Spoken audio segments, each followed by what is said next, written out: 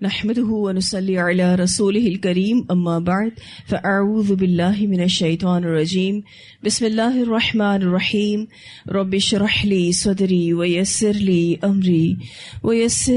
امري واحلل عقدة من لساني يفقهوا قولي رب زدني علما اللهم فقهنا في الدين اللهم انا نسألك حبك وحب من يحبك والعمل الذي يبلغنا حبك اللهم ارزقنا اخلاص الہی آمین. لیسن نمبر 155 سورۃ الکہف آیت نمبر 83 to 99 انشاءاللہ. وَيَسْأَلُونَكَ اور وہ سوال کرتے ہیں آپ سے، اور وہ یعنی اہل مکہ سوال کرتے ہیں اہل کتاب کے مشورے سے، اور یہ سوال کرتے ہیں نبی اکرم صلی اللہ علیہ وسلم سے. وہ سوال کرتے ہیں آپ سے عن ذی القرنین، ذو القرنین کے بارے میں. ذی القرنین یعنی دو سینگوں والا، دو کناروں والا، کیونکہ قرنین جو ہے یہ تثنیہ ہے، قرن واحد ہے، تو دو کناروں والا، دو سینگوں والا یا دو لٹوں والا. اچھا آپ دیکھیں گے کہ ٹیکسٹ میں ذی القرنین ہے، ٹھیک ہے، عربی زبان میں، لیکن اردو میں ہم اس کو ذو القرنین کہتے ہیں. تو آپ یہ دو طرح کی پروننسیشن مجھ سے سنیں گے. یہاں جو ذو القرنین کا نام ہے، مانا دو کناروں والا، دو لٹوں والا، دو سینگوں والا، ایسا اس کو کیوں کہا گیا؟ مفسرین کہتے ہیں کہ مغرب سے مشرق تک اس کی حکومت تھی، اس لیے اسے ذو القرنین کہا گیا. یا پھر اس کا تاج کا انداز سینگ والا تھا، جس طرح کی ٹوپی یا جس طرح کا تاج وہ پہنتا تھا تو دو سینگ اس سے اس نے نکلوائے تھے، یعنی اس طرح کا تاج اس نے اپنے لیے بنوایا تھا. یا پھر وہ بالوں کی دو لٹیں بنایا کرتا تھا، یعنی اس کا ہیئر سٹائل کچھ اس طرح کا تھا. دیکھا جائے تو یہ تینوں باتیں درست ہیں. اس کی مشرق سے مغرب تک حکومت تھی، اس کا تاج بھی اسی ڈیزائن کا تھا، اور اس کا ہیئر سٹائل بھی کچھ اسی طرح کا تھا. وَيَسْأَلُونَكَ عَنْ ذِي الْقَرْنَيْنِ اور وہ سوال کرتے ہیں آپ سے ذو القرنین کے بارے میں. قل کہہ دیجئے، یعنی اے اللہ کے رسول صلی اللہ علیہ وسلم آپ ان سے کہہ دیجئے سأتلو ان قریب میں پڑھوں گا علیکم تم پر منہ ذکرہ اس میں سے کچھ ذکر، سارا نہیں کچھ حصہ بتایا جائے گا، یعنی جتنا مفید تھا اتنا بتا دیا گیا. ذو القرنین کون تھا؟ بہت ہی طاقتور بادشاہ تھا. اس کے بارے میں راجع رائے یہی ہے کہ اس نے بنی اسرائیل کو آزادی دلائی تھی. اس کا پورا واقعہ قرآن پاک میں نہیں آتا. اس کی وجہ یہی ہے کہ اللہ تعالیٰ نے قرآن پاک میں جو بھی چاہا اتارا اور اپنی حکمت کی بنیاد پر واقعات کو نازل کیا، یعنی واقعہ جتنا سبق آموز ہوتا صرف اتنا ہی اتارا جاتا. ذو القرنین کا یہ واقعہ حضرت عیسیٰ علیہ السلام سے 500 سال پہلے کا ہے. اللہ تعالیٰ نبی اکرم صلی اللہ علیہ وسلم سے کہہ رہے ہیں کہ آپ ان اہل مکہ کو کہہ دیں کہ عنقریب تمہیں ذو القرنین کے واقعے میں سے کچھ باتیں بتائی جائیں گی. انا بے شک ہم نے مکنہ اقتدار دیا تھا ہم نے لہو اس کو، کس کو؟ ذو القرنین کو، فی الارض زمین میں، یعنی ہم نے انہیں بڑی عظیم و شان سلطنت دی تھی. ذو القرنین کو اللہ تعالیٰ نے بادشاہت نصیب کی، بڑا لشکر نصیب کیا، جنگی آلات دیے، اسی طرح سے قلعے عطا کیے. اس کی سلطنت میں سب کچھ تھا جو بادشاہوں کے پاس ہوتا ہے، اس لیے وہ زمین کے مشرق سے لے کر مغرب تک کا مالک تھا. تمام ممالک اس کے تابع تھے، بادشاہ اس کے فرما بردار تھے. عرب اور عجم کی تمام قومیں اس کی خادم تھی. اسی وجہ سے بعض اہل علم نے یہ ذکر کیا ہے کہ انہیں ذو القرنین کے نام سے موسوم کرنے کی وجہ یہ ہے کہ وہ مشرق اور مغرب میں سورج کے طلوع اور غروب کے مقامات تک پہنچ گیا تھا، یعنی اس کی پاور اتنی بڑھ چکی تھی. خیر، نام کی وجہ تو میں نے آپ کو بتا بھی دی. اللہ تعالیٰ فرماتے ہیں انا مکننا لہو فی الارض بے شک ہم نے اقتدار دیا ہم نے اس کو زمین میں، وَآتَيْنَاهُ اور دیے تھے ہم نے اس کو مِن كُلِّ شَيْءٍ ہر چیز میں سے سبباً اسباب، یعنی ہر ضرورت کی چیز ذوالقرنین کے پاس موجود تھی۔ سبباً کا جو لفظ ہے اس کا معنی رسی، ذریعہ یا سامان، ہر وہ چیز جو دوسری چیز تک رسائی تک پہنچائے۔ اسباب حسی بھی ہوتے ہیں اور مانوی بھی ہوتے ہیں۔ اب اللہ تعالیٰ فرماتے ہیں وَآتَيْنَاهُ مِن كُلِّ شَيْءٍ سَبَبًا، اللہ کا دیا ہوا اس کے پاس سب کچھ تھا۔ ابن عباس رضی اللہ تعالیٰ عنہما فرماتے ہیں کہ اس کے معنی یہ ہے کہ ہم نے انہیں ہر طرح کا علم دے رکھا تھا۔ قتادہ رحمہ اللہ فرماتے ہیں کہ اس کے معنی زمین کے مقامات اور نشانات کے ہیں، یعنی یہ تمام روٹس کو بھی جانتا تھا۔ حالانکہ یہ جس دور کا بادشاہ تھا اس دور میں ابھی زمین کا نقشہ سامنے نہیں آیا تھا، لیکن اس کو روٹس بھی پتا تھے کہ کہاں اس کو جانا ہے۔ آپ انشاءاللہ سورۃ النمل میں ملکہ سبا کے بارے میں پڑھیں گے، اللہ تعالیٰ فرماتے ہیں وَأُوتِيَتْ مِن كُلِّ شَيْءٍ، اور ہر چیز اسے میسر کی گئی، یعنی ملکہ سبا کو بھی اللہ تعالیٰ نے ہر چیز دے رکھی تھی۔ اور یہاں بات ذوالقرنین کے لیے ہو رہی ہے، تو اللہ نے ذوالقرنین کو ہر وہ چیز جو بادشاہوں کے پاس ہوتی ہے عطا کی، وہ تمام اسباب دیے جو ملکوں اور لوگوں کو فتح کرنے، شہروں اور علاقوں پر قبضہ جمانے، دشمنوں کا زور کم کرنے، زمین کے بادشاہوں کو شکست دینے اور مشرکوں کو ذلیل و رسوا کرنے کے لیے ضروری ہوتے ہیں۔ وہ تمام اسباب اور وسائل اللہ تعالیٰ نے مہیا کر دیے تھے جو اس طرح کے کاموں کے لیے ضروری ہوتے ہیں، جس میں کیا بات تھی کہ ملکوں اور لوگوں کو فتح کرنے کے لیے، اسی طرح سے شہروں اور علاقوں پر قبضہ جمانے کے لیے، دشمنوں کا زور کم کرنے کے لیے، اور زمین کے جو دوسرے بادشاہ ہیں ان کو شکست دینے کے لیے، اور جو بھی مشرک ہے اس کو ذلیل و رسوا کرنے کے لیے۔ اللہ تعالیٰ نے اسے ہر طرح کے اسباب عطا کیے تھے۔ جیسے آپ یہ بات کہتے ہیں کہ اللہ کا دیا ہوا سب کچھ ہے، تو کیا سب کچھ آپ کے پاس ہے؟ نہیں، جو آپ کو ضرورت ہے وہ آپ کے پاس ہے، تو آپ کیا کہتے ہیں؟ اللہ کا دیا ہوا سب کچھ ہے۔ تو بالکل اسی طرح سے ذوالقرنین کو جن چیزوں کی ضرورت تھی اللہ تعالیٰ نے وہ سب کچھ اس کو دے رکھا تھا۔ اس کا ہرگز یہ مطلب نہیں ہے کہ دنیا کی ہر چیز اس کے پاس تھی، لیکن جس چیز کی اس کو ضرورت تھی وہ اللہ نے اس کو دے رکھی تھی۔ یہاں جو سبباً کا لفظ آیا ہے، جیسے کہ میں نے آپ کو بتایا کہ اس کا لفظی معنی رسی، ذریعہ اور سامان ہے۔ سبب راستے کو بھی کہتے ہیں، جس کے ذریعے ہم اپنی منزل مقصود تک جا پہنچتے ہیں۔ بہت سے لوگوں کو اسباب نظر نہیں آتے، اس کی وجہ یہ ہوتی ہے کہ زندگی میں ترتیب نہیں ہوتی، ان کی زندگی آرگنائز نہیں ہوتی، اور وہ اس کو استعمال کیے بغیر ہی ضائع کر دیتے ہیں۔ اسباب اللہ تعالیٰ نے ہمیں بھی عطا کیے ہوئے ہیں۔ نبی اکرم صلی اللہ علیہ وسلم کو، صحابہ کرام کو اللہ تعالیٰ نے جو بھی اسباب دیے، وقت دیا، صلاحیتیں دیں، انہوں نے اس کا بہترین استعمال کیا، اور اس کی سب سے بڑی وجہ یہ تھی کہ ان سب کی زندگیاں سادہ تھیں۔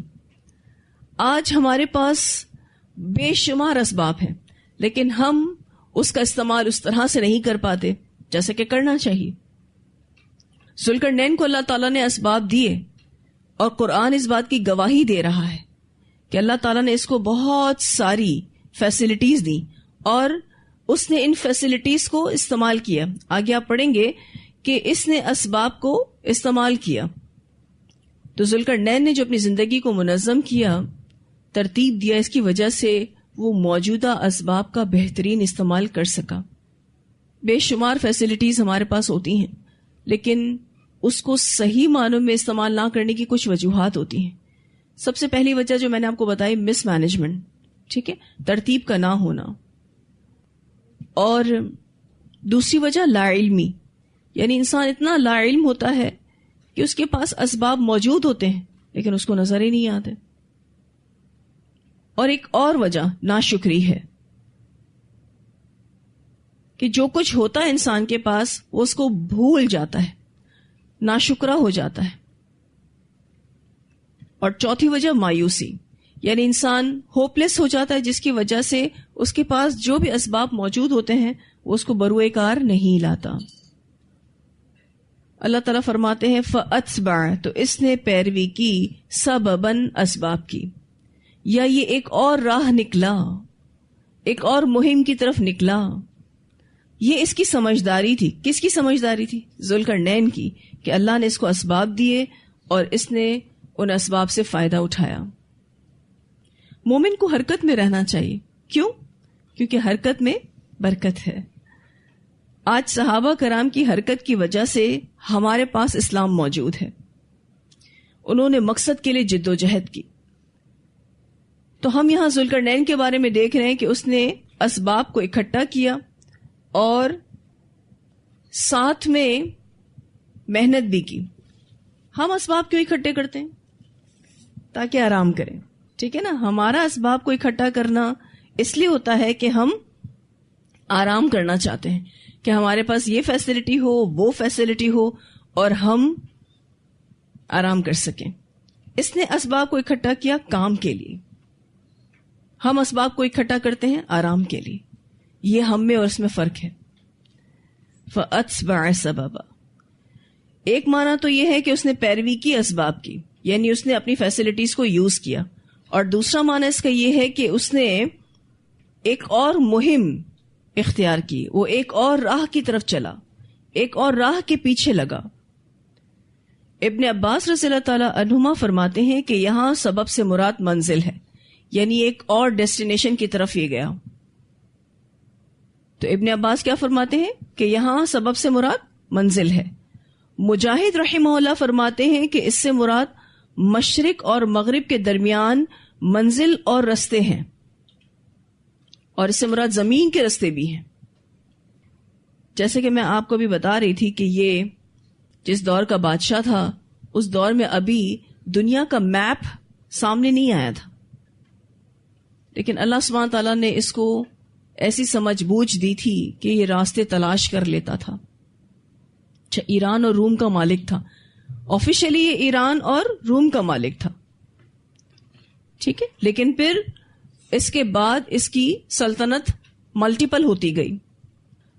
اب یہ ایک مہم کی طرف چلا، حتی یہاں تک کہ اذا جب بلغا وہ پہنچ گیا، مغرب الشمسی سورج غروب ہونے کی جگہ، یعنی خشکی کی حد کو، وجدہا پایا اس کو، تغرب غروب ہو رہا ہے، فی عین ایک چشمے میں، ہمیئتن گدلے یا پھر کیچڑ والے، ووجدا اور اس نے پایا، عندہا اس کے پاس یعنی اس چشمے کے پاس، قومن ایک قوم کو. اب آپ دیکھیں تو یہاں پر جس انداز میں بات کی جا رہی ہے یہ وہی انداز ہے جس کے ساتھ انسان دیکھتا ہے. قرآن کو ہمارے مشاہدے کے مطابق پیش کیا جا رہا ہے. جیسے آپ نے کبھی سی سائڈ پر سورج کو غروب ہوتے دیکھا ہو تو کیا لگتا ہے کہ سورج کہاں جا رہا ہے؟ پانی میں جا رہا ہے، یعنی سورج ہمیں پانی میں جاتا ہوا محسوس ہوتا ہے. اچھا، وہاں پانی کا جو کلر ہوتا ہے، سورج کے آس پاس کا جو پانی کا کلر ہوتا ہے وہ کیسا محسوس ہوتا ہے؟ بلیک. ٹھیک ہے، ایسا لگتا ہے کہ کالے رنگ کا یا گدلے رنگ کا پانی ہے. تو جیسا آپ دیکھتے ہیں ویسے ہی قرآن پاک میں بتایا جا رہا ہے. اب یہ جو ذوالقرنین تھا جس مہم کی طرف گیا، وہاں پر خشکی اینڈ ہو گئی تھی. ٹھیک ہے، حتی اذا بلغ مغرب الشمسی، یہاں تک کہ وہ پہنچ گیا سورج غروب ہونے کی جگہ، وجدہا پایا اس کو، تغرب غروب ہو رہا ہے. کس کو پایا؟ سورج کو پایا کہ وہ غروب ہو رہا ہے، فی عین ایک چشمے میں، ہمیئتن گدلے. ہمیئتن کا جو لفظ ہے ہا میم حمزہ سے ہے، بدبودار کیچڑ کو کہتے ہیں. ٹھیک ہے، جب سورج ڈوب رہا ہوتا ہے تو اس وقت پانی کا رنگ گدلا سا محسوس ہوتا ہے. ووجد عندہا قوما، اور اس نے پایا اس چشمے کے پاس ایک قوم کو. اب جس جگہ یہ ذوالقرنین پہنچا تھا وہاں خشکی نہیں رہی تھی، ٹھیک ہے، پانی تھا، سمندری علاقہ تھا، کوئی ایسی جگہ تھی کہ جو چشمہ تھا جہاں پر ایک قوم آباد تھی. جنگی فتوحات کرتے کرتے یہ ایک جگہ پہنچا تھا. قلنا کہا ہم نے، یا ذوالقرنین، اے ذوالقرنین. اب یہاں پر یہ جو قلنا کا لفظ ہے اور کہا ہم نے، تو یہ نبیوں میں سے نہیں تھا. اب ہو سکتا ہے اللہ تعالیٰ نے اس کے دل میں الہام کیا ہو، ٹھیک ہے، کیونکہ وہ پیغمبر نہیں تھا. اور یہ بھی ہو سکتا ہے کہ پیغمبر وقت کے ذریعے اسے میسج دیا گیا ہو. اب وہاں انسانوں کی بہت بڑی امت موجود تھی. اللہ تعالیٰ نے ذوالقرنین کو ان پر اختیار دے دیا، وہ حاکم بن گیا. اللہ تعالیٰ نے ذوالقرنین کو میسج دیا، اما یا پھر ان تعذب، یہ کہ تو عذاب دے یا پھر تو سزا دے، و اما اور یا پھر ان تتخذ، یہ کہ تو اختیار کرے، فیہم ان کے معاملے میں، حسناً بھلائی کو. اللہ تعالیٰ نے ذوالقرنین کو ان پر دسترس دے دی، ان کا حاکم بنا دیا، ان پر فتح اور نصرت سے نوازا، اور اختیار دے دیا کہ اگر چاہیں تو انہیں قتل کر دیں اور قیدی بنا لیں، اور اگر چاہیں تو ان پر احسان کر دیں یا ان سے فدیہ لے لیں. اب یہ چونکہ بڑا ہی عادل بادشاہ تھا، اس نے بڑا ہی خوبصورت جواب دیا. قال، اس نے کہا، یعنی ذوالقرنین نے کہا، اما رہا وہ، من ظلم، جو ظلم کرتا ہے، فسوف نعذبہ، تو ان قریب ہم عذاب دیں گے اس کو، ثم پھر یرد، وہ لوٹایا جائے گا، الی ربہ، اپنے رب کی طرف، فیعذبہ، تو وہ عذاب دے گا اس کو، عذابا نکرا، سخت عذاب. اس نے جواب دیا کہ جو کفر اور بدکاری سے ظلم کرے گا اور کفر اور اپنے رب کے ساتھ شرک پر قائم رہے گا، اسے ہم عنقریب سزا دیں گے. اور جب وہ مر جائے گا، اپنے رب کے پاس جائے گا، تو اللہ بھی اس کو سزا دے گا. ثم یرد الی ربہ فیعذبہ عذابا نکرا. ٹھیک ہے، تو بڑا ہی صاحب عدل بادشاہ تھا وہ بادشاہ جس نے اسباب کا استعمال کیا. اس نے کہا کہ اس قوم پر جس پر میں قابض ہوں، اب میں ان کا حاکم ہوں، ان میں سے جو ظلم کرے گا اس کو سزا ملے گی، اور میں تو اس کو سزا دوں گا ہی، اللہ بھی اس کو سزا دے گا جب وہ مر کر اللہ کے پاس جائے گا. ٹھیک ہے، وہ اما اور رہا من آمنا، جو ایمان لایا، یعنی جس کو میں دعوت دوں گا، اور یہ دعوت توحید ہے. وہ اما من آمنا، اور رہا جو ایمان لایا، وعمل صالحا، اور عمل کی اچھے، فلہ، تو اس کے لیے جزاء الحسنى، اچھی جزا ہے، اچھا بدلہ ہے. اور الحسنى سے مراد جنت ہے. اس نے کہا میں جس کو دعوت توحید دوں گا، اگر وہ اس کو مان لے گا، ایمان لے آئے گا اور عمل صالح کرے گا، کیونکہ ایمان کے ساتھ کیا ضروری ہے؟ عمل صالح ضروری ہے.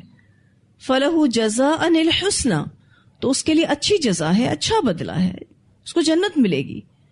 وَسَنَقُولُ، اور ان قریب ہم کہیں گے، لہو، اس کو، من امرنا یسرا، اس کے کام میں سے آسانی والا. اب آپ دیکھیں تو پہلے اس نے جنت کی بات کی، پھر آسانی کی بات کی. جنت کی بات اس نے پہلے کیوں کی؟ آپ دیکھیں تو دنیا کی جتنی بھی آسانیاں ہوں، جتنی بھی نعمتیں ہوں، جنت سب سے بڑی نعمت ہے. اس لیے اس نے جنت کا ذکر پہلے کیا، اور پھر بعد میں جو وہ خود آسانی دے گا اس کا ذکر کیا. دوسری وجہ یہ کہ یہ بڑا ہی سمجھدار انسان تھا، اس کو پتا تھا کیا پہلے بولنا ہے کیا بعد میں بولنا ہے. اور آپ دیکھیے کہ یہ جو اس نے بات کہی، وَسَنَقُولُ لَهُ مِنْ أَمْرِنَا يُسْرًا، یہ بات وہ بادشاہ ہو کر کہہ رہا ہے، ایک عام انسان نہیں تھا. ایک بادشاہ کہہ رہا ہے کہ ہم اس کو آسانی دیں گے. تو سوچیں پھر اس شخص کے لیے کتنی آسانی ہوگی کہ بادشاہ اس کے لیے آسانی کرے گا، اس کو مواقع دے گا. اوبویسلی زندگی کی سہولتیں، مال و متاع، سب کچھ اس کو ملے گا، لیکن اس کے لیے اس نے کیا کہا کہ اس کو ایمان لانا ہوگا اور عمل صالح کرنا ہوگا. تو کہنے کا مقصد یہ ہے کہ اس کی دنیا بھی اچھی ہوگی اور اس کی آخرت بھی اچھی ہوگی. آپ دیکھیں مومن اگر کوئی غلطی یا گناہ کرتا ہے, دنیا میں اللہ اس کو کوئی تکلیف دے دیتا ہے, تو وہ تکلیف اس کے لیے دنیاوی سزا بن جاتی ہے اور اس کے گناہ دھل جاتے ہیں. آخرت میں یہ دنیاوی سزا اس کے لیے کفارہ بن جاتی ہے. اس کے برعکس جو کافر ہوتا ہے وہ جب کوئی غلطی کرتا ہے, کوئی گناہ کرتا ہے, تو اللہ تعالیٰ اس کو دنیا میں بھی سزا دیتے ہیں اور آخرت کی سزا اس کی باقی رہتی ہے. تو بڑا ہی سمجھدار انسان جو ایک قوم پر قابض ہوا اور اس نے بڑی ہی سمجھداری کے ساتھ فیصلہ کیا. اچھا, اس طرح کا فیصلہ نبی اکرم صلی اللہ علیہ وسلم نے بھی کیا تھا جب آپ نے مکہ کو فتح کیا تھا. آپ نے بھی اہل مکہ کو معاف کر دیا تھا. اسی طرح سے ہم نے حضرت یوسف علیہ السلام کے بارے میں پڑھا تھا کہ انہوں نے بھی اپنے بھائیوں کو معاف کر دیا تھا. تو جو بھی عادل حاکم ہوتا ہے, بادشاہ ہوتا ہے, اس کا یہی کچھ معاملہ ہوتا ہے. ایکچولی یہ قوم بڑی ہی خرابیوں کی شکار تھی, اسی لیے ذوالقرنین کو 2 چوائسز دی گئیں.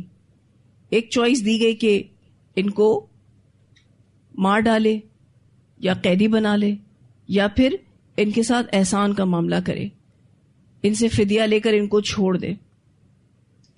تو اس نے بڑا ہی خوبصورت اور عادلانہ فیصلہ کیا کہ جو غلط ہوگا, ظالم ہوگا, اس کو ہم سزا دیں گے. اور صرف ہم ہی نہیں, اللہ بھی سزا دے گا. لیکن جو ایمان لائے گا, عمل صالح کرے گا, اس کے لیے جنت ہے, اور ہم بھی اس کے لیے بڑی ہی آسانیاں کریں گے. ثم اتبع سببا, پھر اس نے پیروی کی اسباب کی, یا پھر ایک اور راہ کی طرف چلا, ایک اور مہم کی طرف چلا. حالانکہ اس نے ابھی ایک ٹاسک ختم ہی کیا تھا, لیکن اس نے دوسرا ٹاسک شروع کر دیا. ہم تو ایک ٹاسک مکمل کر کے ریسٹ چاہتے ہیں. ہم چاہتے ہیں کہ ایک کام ختم ہو جائے, پھر بڑا اچھا سا ریسٹ ہونا چاہیے, لمبا سا ریسٹ ہونا چاہیے, پھر ہم دوسرا کام کرنے کی سوچیں گے. لیکن آپ دیکھیے کہ جو کامیاب لوگ ہوتے ہیں وہ کس طرح سے کام کرتے ہیں. ایک ٹاسک کے بعد دوسرا ٹاسک فوراً شروع, نو ریسٹ ایٹ آل. میں بہت اچھی بات پڑھ رہی تھی جو کامیاب لوگ ہوتے ہیں اس دنیا میں, ان کے بارے میں, کہ ان کی زندگی میں ریسٹ نہیں ہوتا, آرام نہیں ہوتا, اور کامیابیوں کو پانے کے لیے ریسٹ لیس ہونا شرط ہے. آج ہم کہتے ہیں نا, ہم تو اتنا تھک جاتے ہیں اور اتنا کام کرتے ہیں تب کہیں جا کے کسی چیز کو مکمل کر پاتے ہیں. تو جی یہی اصول ہے کامیابی کا, کسی بھی ٹاسک کو سکسیسفلی کمپلیٹ کرنے کا یہی اصول ہے. اب آرام سے سیج پر بیٹھ کر کامیابیاں حاصل نہیں کر سکتے. تو آپ دیکھیے کہ ثم اتبع سببا, پھر اس نے پیروی کی اسباب کی, یا پھر یہ ایک اور مہم کی طرف چلا. تو اسباب سے منہ نہیں موڑنا ہے بلکہ اس کو اختیار کرنا ہے. آج بہت سارے لوگ دنیاوی اسباب کو استعمال کرنا شریعت کے خلاف سمجھتے ہیں کہ جی یہ جو فیسلٹیز اللہ تعالیٰ نے دنیاوی اعتبار سے ہمیں دے رکھی ہیں, اس کو اگر ہم استعمال کریں گے تو یہ شریعت کے خلاف بات ہے. اسباب کا ملنا اللہ کی نعمتوں میں سے ہے. جو اسباب آپ کو شر کے لیے نظر آ رہے ہوتے ہیں نا, وہی خیر کے لیے بھی استعمال ہوتے ہیں. مثلاً ٹیلی ویژن, مثلاً موبائل فون, مثلاً انٹرنیٹ, مثلاً کمپیوٹر, یہ سارے کیا ہیں؟ اسباب ہیں, دنیاوی اسباب ہیں. جہاں یہ شر کے لیے استعمال ہو رہے ہیں وہاں یہ خیر کے لیے بھی استعمال ہو رہے ہیں. کیمراز ہیں, ریکارڈنگ سسٹمز ہیں, مائک ہیں, ٹھیک ہے, یہ سب چیزیں اچھا اور برا استعمال رکھتی ہیں. ٹھیک ہے, بالفرض ٹی وی ہے, ٹی وی پر بہت سارے چینلز آ سکتے ہیں, لیکن ریموٹ کنٹرول کس کے ہاتھ میں ہوتا ہے؟ ہمارے ہاتھ میں ہوتا ہے. ہم کون سا چینل چلاتے ہیں یہ تو ہم پر ہے نا. ہم اس پر اچھی چیز دیکھ رہے ہیں یا بری چیز دیکھ رہے ہیں یہ تو ہم پر ہے. بہت سارے لوگ گھروں میں ٹی وی نہیں رکھتے کہ جی یہ شر کا راستہ ہے. نو ڈاؤٹ شر کا راستہ ہے, لیکن یہ خیر کا راستہ بھی ہے. آپ گھر بیٹھے دنیا میں جہاں جہاں علمی ایکٹیویٹیز ہو رہی ہے وہ دیکھ سکتے ہیں. دنیا کے ہر اسکالر کو آپ سن سکتے ہیں, دیکھ سکتے ہیں. مکہ میں مدینہ میں جو ایکٹیویٹیز ہو رہی ہیں وہ آپ لائیو دیکھ سکتے ہیں.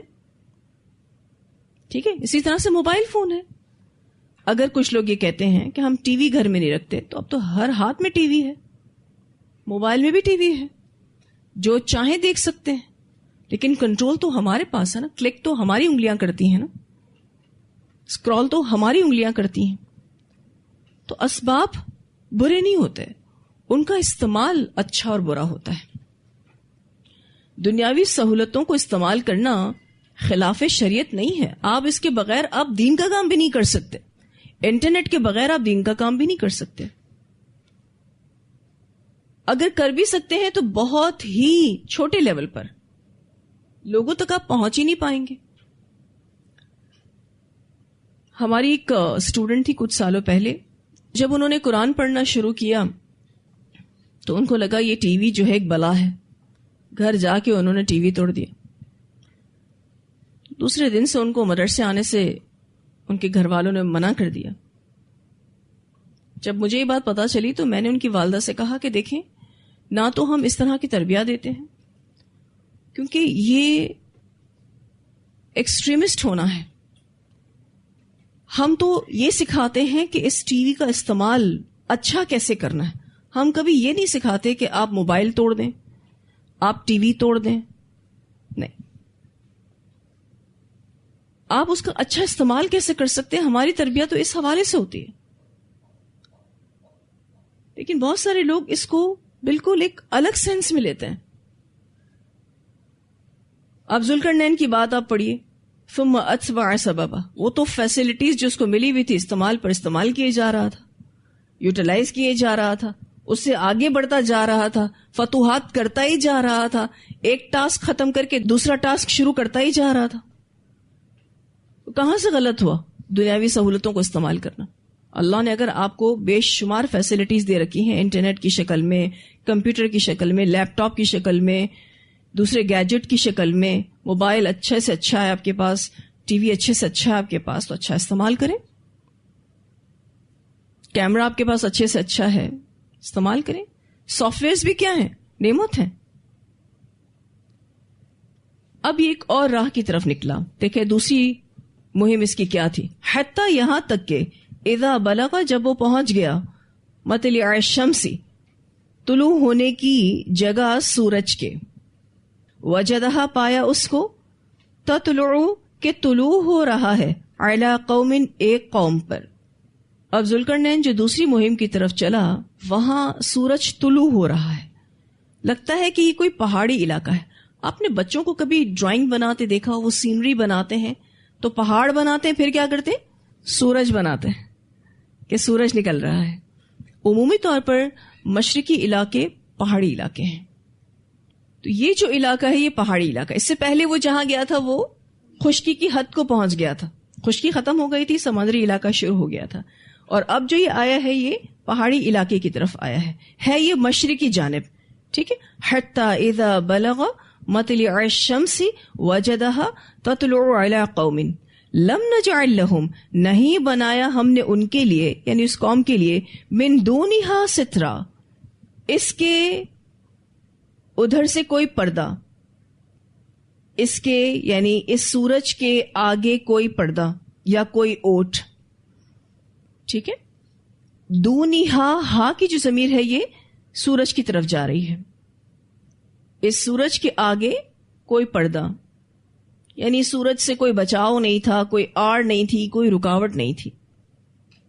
یہ لوگ میدان میں تھے، کھلا صحرا کہہ سکتے ہیں آپ، جہاں بغیر چھت کے ان کو رہنا پڑ رہا تھا، یا پھر سورج موجود ہی رہتا تھا. یعنی کوئی ایسا مقام تھا جہاں سورج چھپتا نہیں تھا. زمین کے بعض حصے ایسے ہوتے ہیں نا جہاں دن ہی ہوتا ہے، لمبا سا دن، یا پھر سورج کی روشنی باقی رہتی ہے، رات کو بھی ایسے ہی لگتا ہے کہ روشنی ہے. تو یہ کوئی ایسی جگہ پہنچا، لم نجعل لہم من دونہا سترا. اللہ تعالیٰ فرماتے ہیں کہ سورج اور اس قوم کے درمیان ہم نے کوئی آڑ نہیں بنائی. یعنی یہ علاقہ مشرقی علاقہ تھا، وہ ذوالقرنین علاقے فتح کرتے ہوئے وہاں تک پہنچ گیا اور ایک ایسی جگہ پہنچا جہاں لوگ کھلے میدان میں رہ رہے تھے. سورج کی گرمی یا بارش سے بچنے کے لیے ان کے پاس کوئی مضبوط گھر نہیں تھے, کوئی مکان نہیں تھے. وہ پہاڑوں کی غاروں میں اپنا گزر بسر کرتے تھے.